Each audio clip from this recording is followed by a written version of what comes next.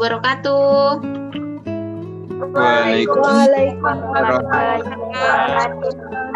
Selamat pagi semua, sehat? Pagi, Bu. Sehat, Bu. Alhamdulillah. Oke, jadi sebelum kita mulai pelajaran kita pada hari ini, ada baiknya kita berdoa dulu menurut agama dan kepercayaan kita masing-masing. Nah, untuk ketua kelasnya, Jidar, silahkan pimpin doanya. Oke, terima kasih Jidar yang sudah memimpin kita, mudah-mudahan memperlancar kegiatan proses belajar mengajar kita pada hari ini. Nah, baik, sebelum kita mulai lebih lanjut, absensi terlebih dahulu. Ada yang tidak hadir hari ini? Siapa yang tidak hadir hari ini? Untuk link absensi nanti Ibu bagikan, jadi silakan. Nah, sebelum kita lebih lanjut, nah Ibu bertanya ini tentang materi kita yang lalu. Siapa yang masih ingat pelajaran apa kita kemarin? Membahas mengenai apa? Oke, bagus, masih ingat berarti. Nah, dalam sistem gerak itu ada kita bahas mengenai otot, kemudian ada mengenai rangka. Nah, adanya otot, adanya rangka itu memungkinkan adanya pergerakan pada kita. Salah satu contoh pergerakan itu adalah berlari. Nah, anak-anak Ibu pernah berlari kan? Ada tidak merasakan adanya aliran darah yang cepat, kemudian detak jantung yang cepat? Merasakan tidak itu? Rasakan dulu. Ya, Bu. Rasa ya? Iya, Bu, merasa. Jadi sebenarnya apa sih peran dari denyut nadi, kemudian lagi denyut jantung dalam dalam darah kita? Dan sirkulasi manusia ya, Bu. Ya, apa peranan darah sima? Ini ada Ibu kasih slide tayangan PowerPoint, diamati. Gambar apa ini kira-kira? Ada gambar 1, ada gambar 2. Nah, gambar apa itu? Luka. Nah, pernah tidak anak-anak Ibu mengalami hal seperti itu?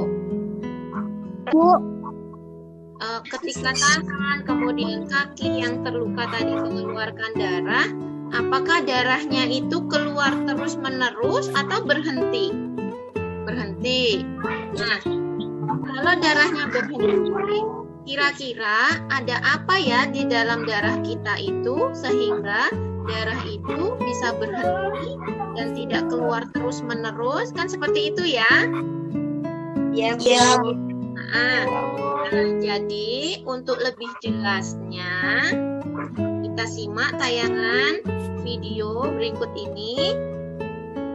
Sebelumnya, nah ini tujuan pembelajaran kita hari ini mengelompokkan komponen-komponen darah dalam sebuah peta konsep. Kemudian yang kedua, merinci karakteristik komponen darah, yaitu ada sel darah merah, sel darah putih, trombosit, serta fungsinya. Kemudian yang ketiga, menganalisis komponen dari penyusun plasma darah. Dan yang keempat, mendesain mekanisme proses pembentukan darah dengan menggunakan skema. Nah, itu kurang lebih gambaran yang harus dicapai untuk pertemuan kita pada hari ini. Nah, untuk lebih jelasnya, mari kita simak sama-sama tayangan video pembelajaran berikut ini. Ini tentang komponen-komponen darah.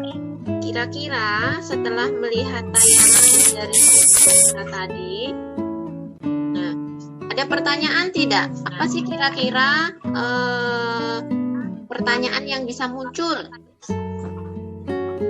Kenapa ukuran leukosit itu lebih besar daripada ukuran eritrosit?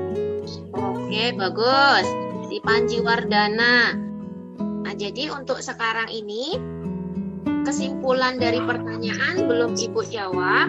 Ibu arahkan kalian terlebih dahulu untuk mengerjakan soal-soal yang ada dalam LKPD-nya. Nah, untuk modul kemudian LKPD itu sudah Ibu bagikan linknya. Sudah. Oke. Jadi kerjakan soal-soal yang ada dalam LKPD-nya. Nah, untuk menjawab soal-soal yang ada dalam LKPD-nya, silakan anak-anak Ibu semua itu bisa menggunakan referensi yang sudah Ibu berikan, baik itu berupa modul ataupun anak-anak Ibu bisa mencarinya dari referensi lain, bisa menggunakan buku paket yang ada ataupun dari internetnya. Setelah selesai mengerjakan LKPD, hasilnya nanti dikirim ke Ibu. Untuk waktu mengerjakan LKPD-nya sudah selesai. Jadi sekarang silahkan perwakilan dari anak-anak Ibu itu untuk mempresentasikan hasil dari jawaban LKPD yang dikerjakan tadi. Oke, silahkan sekarang untuk yang nomor 1 terlebih dahulu. Siapa silahkan? Yang nomor 1. Assalamualaikum warahmatullahi wabarakatuh. Waalaikumsalam warahmatullahi wabarakatuh. Waalaikumsalam warahmatullahi wabarakatuh. Jadi saya akan mempresentasikan Waalaikumsalam warahmatullahi wabarakatuh. soal nomor 1. Oke. Berdasarkan gambar di bawah ini, buat peta konsep komponen-komponen darah. Ya. Peta konsep komponen darah, ada darah, Ya. lalu dibagi menjadi sel darah dan plasma darah. Ya. Di dalam sel darah ada eritrosit, leukosit, dan trombosit. Ya. Di dalam leukosit ada granulosit dan organulosit. Betul. Di dalam granulosit ada eosinofil, basofil, dan neutrofil. Ya. Di dalam organulosit ada limfosit dan monosit. Oke, selesai Yeti? Selesai, Bu. Oke, terima kasih Yeti. Yang lain bagaimana sama jawabannya? Sama.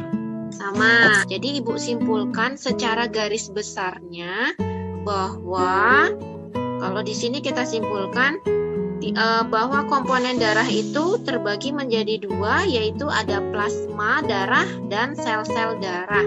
Sedangkan sel-sel darah itu sendiri terbagi lagi, ada sel darah merah, sel darah putih, dan trombosit. Kemudian trombosit itu peranannya dalam proses pembekuan darah.